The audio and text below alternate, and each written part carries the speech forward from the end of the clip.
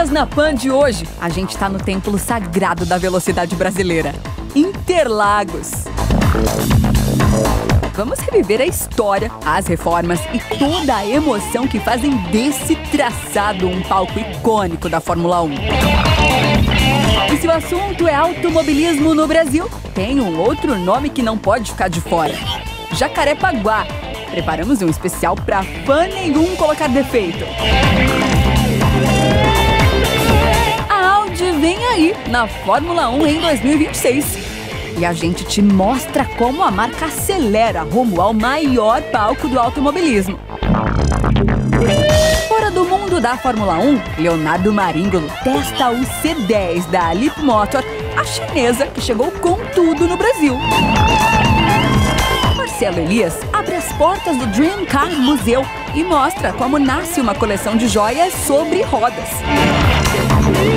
E para fechar no estilo Fórmula 1, tem Splash and Go de Rodrigo Lamonato no GP de São Paulo. Então já sabe, né? Aperte os cintos, ajuste a aerodinâmica aí no sofá, porque o Máquinas na Pan está só começando.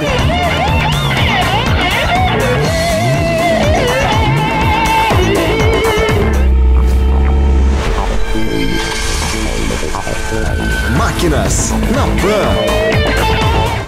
O Máquinas da Pan está em Interlagos, numa tarde chuvosa, típica de um GP São Paulo de Fórmula 1, e para falar justamente de Interlagos e a sua importância no calendário mundial da Fórmula 1.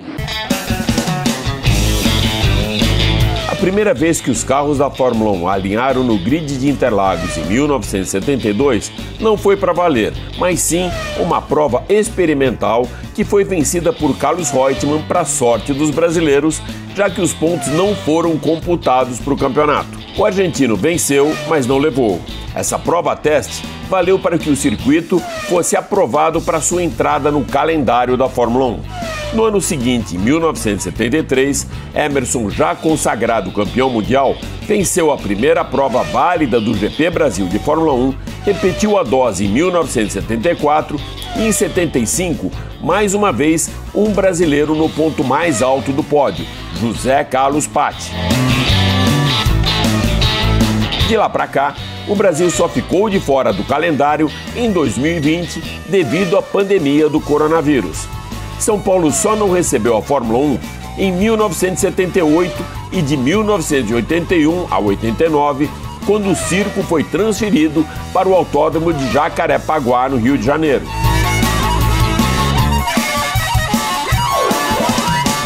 A última sede do Grande Prêmio do Brasil, o Autódromo José Carlos Patti, recebeu inúmeras reformas, melhorias e adaptações ao longo dos seus 77 anos de história.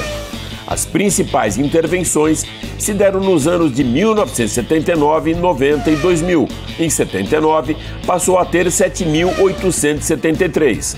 Já em 1990, a reforma mais abrupta da história do circuito, ficando com 4.325. No ano de 2000, a pista foi adaptada para sua extensão atual de 4.309 metros. O Grande Prêmio Brasil foi o palco da decisão de 5 títulos mundiais. Em 2005, pela primeira vez, o GP Brasil decidiu e também teve a primeira conquista do espanhol Fernando Alonso. Na temporada de 2006, Alonso tornou-se bicampeão novamente em Interlagos. Felipe Massa foi o vencedor da corrida e quebrou um jejum de 13 anos sem vitórias brasileiras no GP Brasil.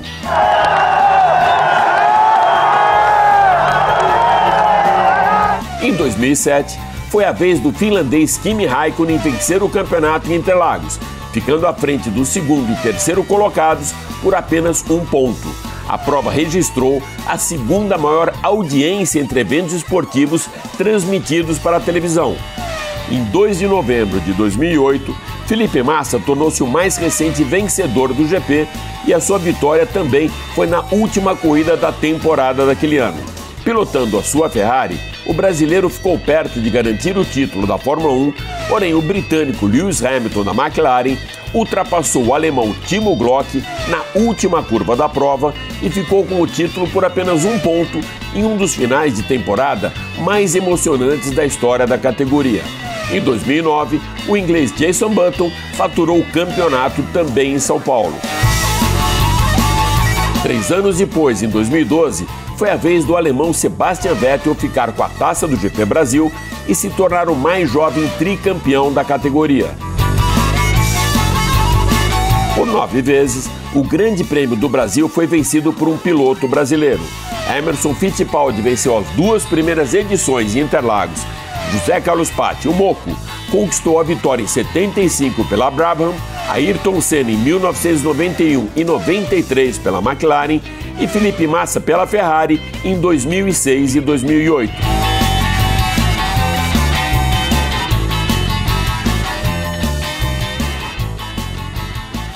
E quando falamos de Fórmula 1 e motorsport em geral, a gente não podia deixar de fora desse especial o circuito de Jacarepaguá. Jacarepaguá sempre foi especial. Antes de receber a Fórmula 1, o autódromo nasceu de um sonho bem carioca: devolver ao Rio de Janeiro o protagonismo no automobilismo mundial. Quando o Brasil vivia o auge do esporte nas pistas, a ideia era construir um circuito moderno, do zero, numa região que ainda estava surgindo e que cresceria junto com a velocidade. E o projeto empolgou tão rápido que Emerson Fittipaldi, nosso campeão do mundo, cravou: Jacarepaguá nasceu para ser um dos melhores autódromos do mundo. Quando a Fórmula 1 finalmente chegou em 1978, os pilotos perceberam que não estavam diante de qualquer pista, não. Era um traçado com um pouco mais de 5 quilômetros, longo e veloz, com curvas que exigiam precisão absoluta, como a Curva da Vitória. Para a Curva da Vitória, onde a gente completa a volta. E naturalmente, aquele que completar ela... que fechava a volta acelerando, e a Curva do Norte, no miolo, que judiava dos pneus e do preparo físico.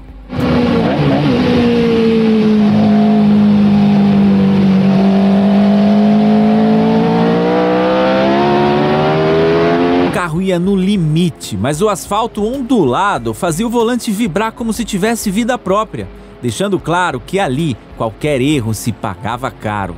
E o maior problema durante as curvas é quando tem algum balanço. E nessas curvas, praticamente todas têm sempre uma ondulação que muda a atitude do carro. O carro balança bastante aqui. No mapa, o circuito parecia simples, plano, mas bastava entrar na pista para descobrir outra verdade: técnica, traiçoeira e cheia de pequenas armadilhas.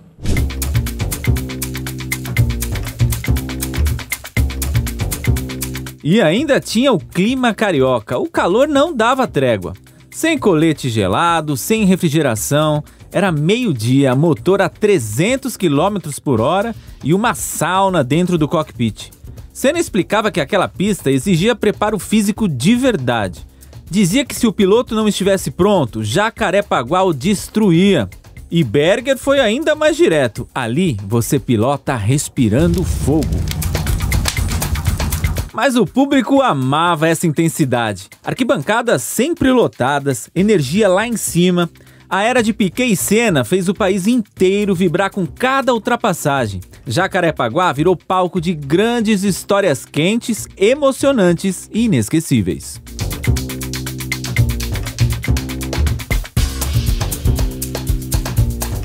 Em 1989, o autódromo ganhou o nome de Nelson Piquet, homenageando o ídolo da casa. Só que enquanto o Rio celebrava, São Paulo se mexia. Interlagos passou por reformas profundas, ficou mais moderno, mais seguro e ainda era a casa do maior ídolo da nossa história, Ayrton Senna. E em 1990, a Fórmula 1 volta para São Paulo e nunca mais retornou ao Rio. Jacarepaguá ainda recebeu a Fórmula Indy, a MotoGP, Stock Car, mas aos poucos foi perdendo espaço até dar lugar ao Parque Olímpico. O traçado então sumiu do mapa, só não sumiu da memória de quem viveu seus melhores dias. Hoje o que fica é o sentimento de saudade. Saudade da Curva da Vitória, dos pneus derretendo, do volante tremendo nas mãos, daquela pista que podia não ser perfeita, mas era única. E aí surge sempre a mesma pergunta: será que o Rio de Janeiro volta para o calendário oficial da Fórmula 1? Recentemente, um novo projeto de autódromo voltou a ganhar força na cidade, com a ideia de recolocar o Rio nas rotas das grandes categorias de automobilismo mundial. Claro, ainda há um caminho longo pela frente e Interlagos segue firme na Fórmula 1 com contrato até 2030, mas uma coisa a gente sabe: o automobilismo é assim, a próxima curva sempre pode surpreender. Bandeirada para Nelson Piquet, o grande vencedor do Grande Prêmio Brasil de Fórmula 1, abrindo a temporada do automobilismo nacional em 1986, passando o Piquet, Ayrton Senna vem agora, vem Ayrton, passa Ayrton Senna, é o segundo, deu a dobradinha brasileira, deu a dobradinha do Brasil. 4 títulos mundiais no Rally, 1 no Dakar, 12 na DTM, 13 títulos durante as 24 horas de Le Mans e mais 2 que eu tive também o privilégio de cobrir na Fórmula E, um de pilotos e um de construtores. Por isso eu estou aqui com o Gerold Pilekamp, que é o Head de Comunicação e Marketing da Audi. Como você está vendo todo esse movimento já na contagem regressiva para 2026, Gerold? Bom, primeiramente, prazer, obrigado por estar aqui com a gente hoje, Alex. A gente está numa ansiedade muito grande. 2026 é um ano que vai prometer muito pra gente. A Audi, que como você bem disse, foi muito vitoriosa em vários setores, né, campeonatos, e estar na Fórmula 1 é realmente uma ansiedade muito grande, uma vontade muito grande. Principalmente, né, por ser nosso primeiro ano e junto com um brasileiro correndo pela equipe da Audi, é algo muito incrível. E eu tive a oportunidade de acompanhar 7 desses 13 títulos da Audi lá em Le Mans mesmo. E agora, como você falou, um brasileiro na pista correndo pelas cores da Audi. Isso faz muita diferença, principalmente para o brasileiro, né, Gerold? Com certeza, o brasileiro ele é muito fã de Fórmula 1. A gente tem um dos maiores públicos. A Fórmula 1 aqui no Brasil movimenta muito economicamente, comparado com outros circuitos. É realmente algo muito impressionante que a gente consegue fazer aqui. E por toda a nossa história de Fórmula 1 em diversas equipes e diversos pilotos, eu acho que agora ter o Gabriel Bortoleto na equipe da Audi, que é uma marca, né, que combina muito com o brasileiro, eu acho que estamos alinhando tudo como a gente sempre quis, sempre sonhou. Gerold, a gente viu um movimento muito grande, que vocês foram pioneiros disso, da hibridização que começou em motorsports e depois veio para os carros de rua. Eu te pergunto, de que maneira que você vai usar não só esse movimento da eletrificação no Brasil, mas também da pista, da Audi está na pista da Fórmula 1 com ativação de produto? Bom, primeiramente, muitas tecnologias que a gente tem hoje nos nossos carros, elas sempre, depois de um tempo, elas começaram, né, muito antes na Fórmula 1. Então a gente tem essa tendência de ter esse produto, né, na Fórmula 1 vindo alguns anos depois dos nossos carros. Mas a gente vai fazer uma ativação muito grande, Alex. A gente realmente pretende ter diversas experiências para os nossos clientes para viver realmente esse mundo da Fórmula 1, não só aqui no Brasil, mas internacionalmente. A gente quer fazer isso realmente de uma maneira muito bacana para os nossos clientes viverem com a gente tudo isso que a gente está vivendo, que é uma ansiedade, uma emoção muito grande.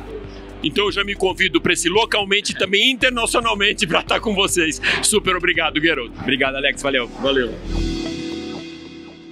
No início desse ano, Máquinas na Pan foi a convite do Grupo Stellantis para o Salão da China para conhecer todas as novidades de Xangai e também o line-up da Leapmotor.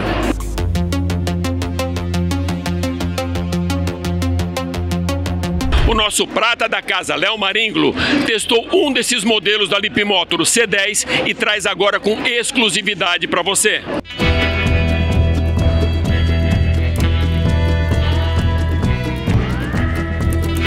É isso aí, hoje aqui no interior de São Paulo, mais precisamente de Campinas, nós viemos acompanhar a chegada da Leapmotor no Brasil. Nós viemos conhecer o C10 e o B10, mas hoje especificamente eu vou mostrar para vocês aqui o C10 híbrido. Vem comigo!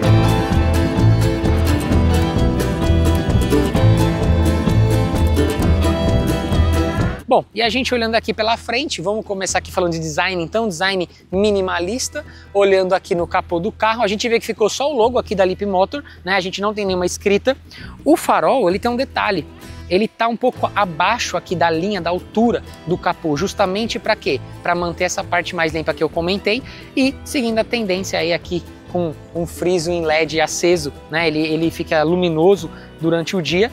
E a gente vê também que a entrada de ar também, seguindo um pouco desse design, ela vai mais para baixo, a gente não vê, ela não começa aqui em cima, justamente porque não depende tanto desse resfriamento o tempo inteiro. E a gente vê que também tem um pouquinho aqui na lateral, mas por conta de aerodinâmica.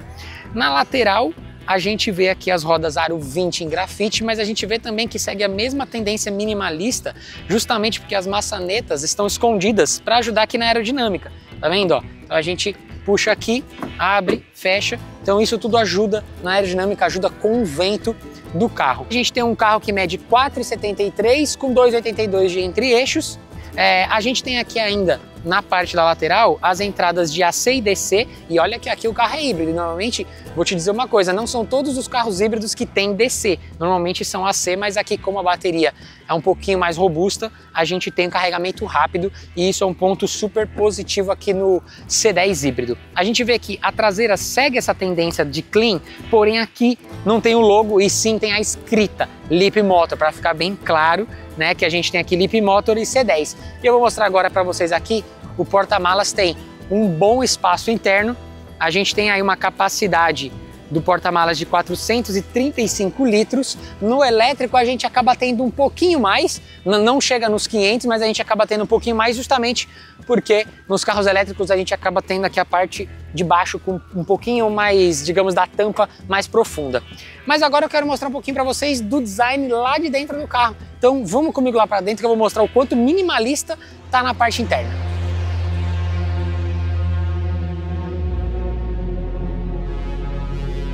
Aqui na parte interna do Leapmotor C10, então, a gente sabe que o que sempre chama atenção pra gente desses carros mais futuristas, mais modernos, são as telas, né? Então o cluster e a multimídia. O cluster, assim, a multimídia já tem uma tela grande, né? Só que o cluster também não é pequeno. Normalmente quando a multimídia se sobressai muito, o cluster fica menor. Mas aqui a gente tem até que uma tela boa, com informações até mais do que o necessário aqui, não só do câmbio, como velocidade, bateria, combustível, mas sim algumas outras informações de conforto, da temperatura externa. Como vocês podem ver, não temos tantos botões aqui, só temos os botões aqui do vidro, né, do ajuste aqui dos 4 vidros. No console, o carregamento de indução, o que também a chave do carro é um cartão, também pode ser acionado pelo celular, mas é um cartão, então para dar partida tem que ficar aqui no lugar de carregar o celular. Depois que a gente deu partida, a gente pode tirar, deixa de lado, põe no bolso e a gente carrega o celular aqui. O resto é tudo concentrado exatamente aqui na tela. Então, configuração dos retrovisores, a gente vê nossa autonomia, condução, que nós temos 4 modos de condução. Então, se a gente vê aqui em condução, a gente tem o modo full elétrico, a gente tem um outro elétrico que, dependendo de como a gente der pé, ele vai acionar o motor a combustão. A gente tem a própria opção aqui de combustível, que é o motor a combustão mais voltado para a estrada, então aí ele vai priorizar realmente a combustão. E o power aqui, que é a potência total, então aí ele prioriza tudo e entrega a potência total do carro o tempo inteiro. É um carro que te entrega muita segurança, muito conforto, entrega uma potência legal, porque como ele tem um motor elétrico, é onde ajuda na saída do carro.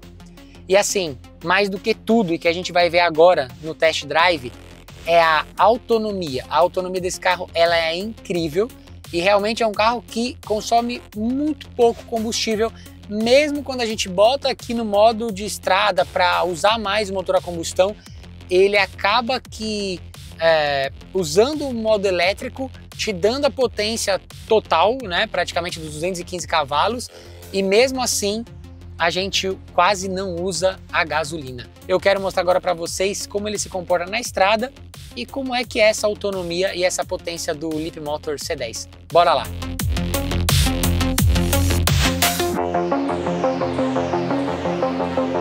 Aqui na motorização então do C10 híbrido, a gente tem o motor 1.5, ele tem 215 cavalos com 32 kg de torque, faz um 0 a 100 em 8.2 segundos, o carro pesa quase 2 toneladas e ele ele chega a fazer uma autonomia de até 950 km. Em comparação com a versão elétrica do C10, a gente tem aqui um pouquinho mais de peso e um pouquinho mais de potência também. A gente tem 218 cavalos, porém a gente tem a mesma quantidade de torque, então a gente também tem 32 kg de torque, só que o carro aqui, ele faz imperceptíveis 0 a 100 mais lento.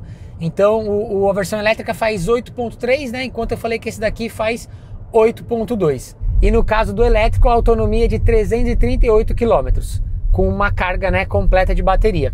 Então é um carro bem confortável, na estrada ele foi super bem, e também a suspensão atende muito bem no asfalto, você quase não sente deformidades, tanto aqui no paralelepípedo que a gente pegou agora há pouco, quanto nas curvas da estrada. Eis o C10 aqui então, que chega ao Brasil para abrir ainda mais esse leque, tanto dos elétricos quanto dos híbridos, com uma faixa de preço para a concorrência ficar de olho, viu?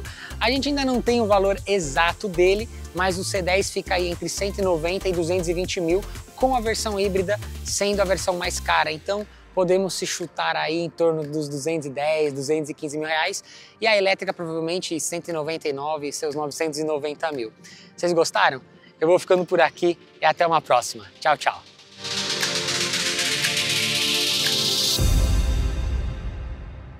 Uma bela história e uma linda coleção de joias de 4 rodas. Marcelo Elias e o Dream Car Museu. Quer saber como tudo isso começou?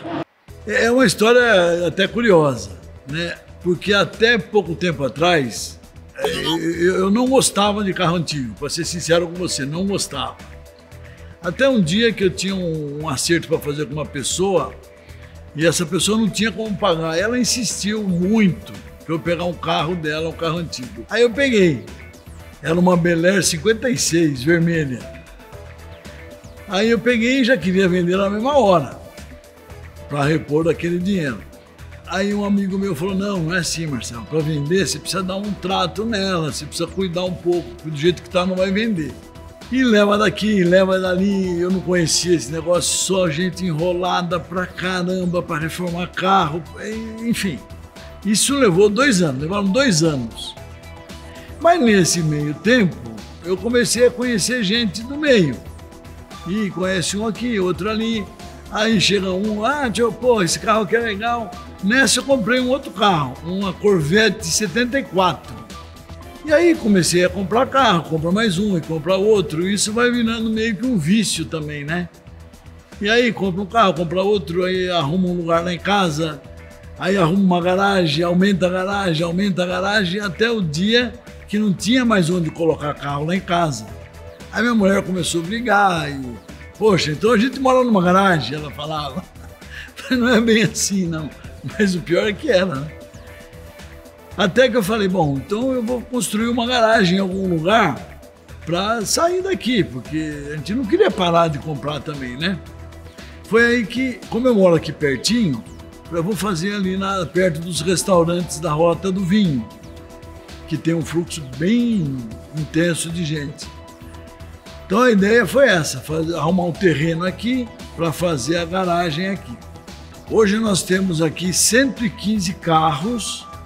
Entre moto e bicicleta nós temos 50 mais ou menos. E as portas estão abertas para você e para todo mundo que vier ver. Vale a pena vir conhecer, tem muita coisa bonita e nós estamos aqui a menos de 1 hora de São Paulo, né?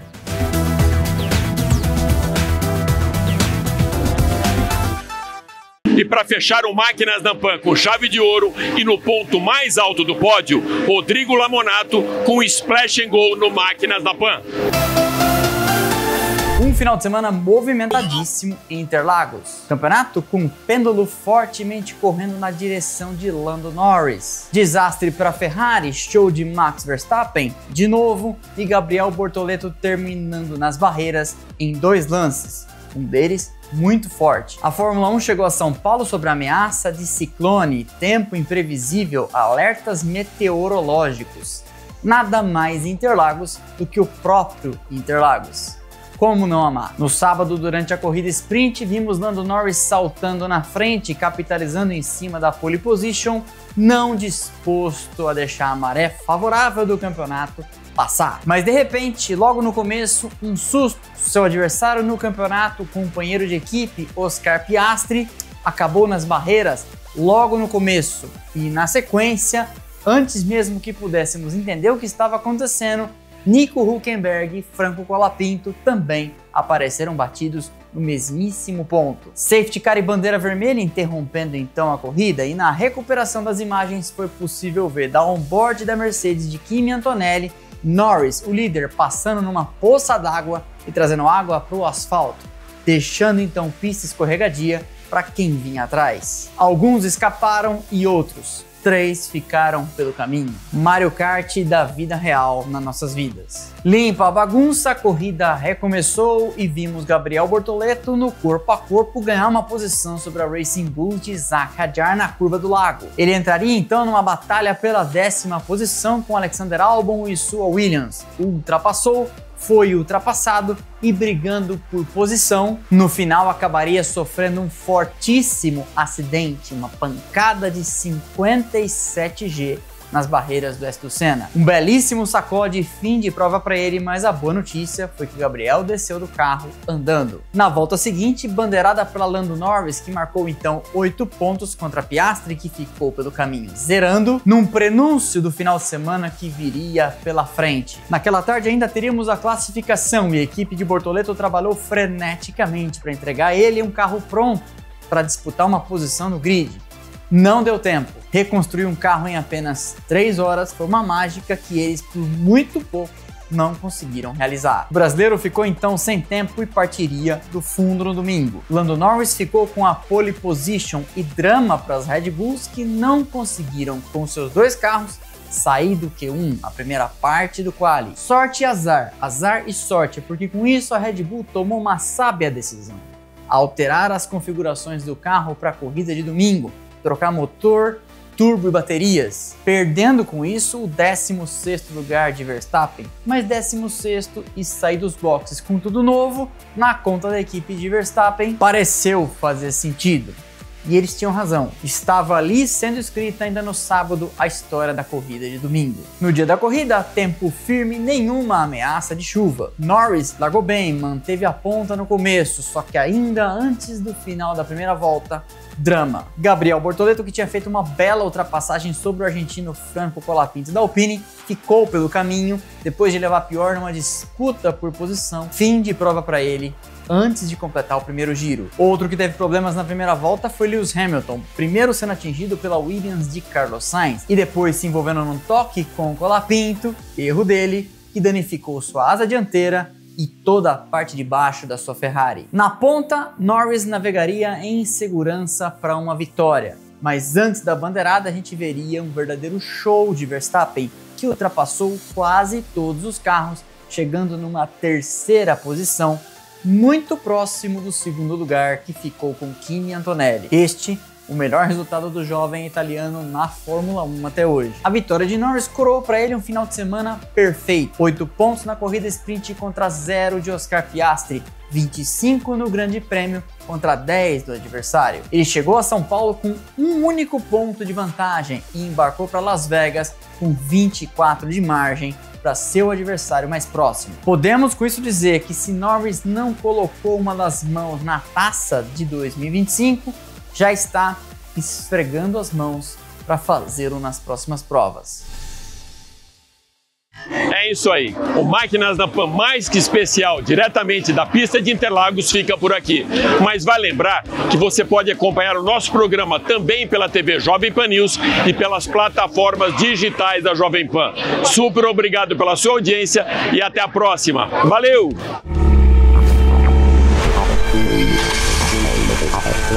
Máquinas na Pan. A opinião dos nossos comentaristas não reflete necessariamente a opinião do Grupo Jovem Pan de Comunicação. Realização Jovem Pan.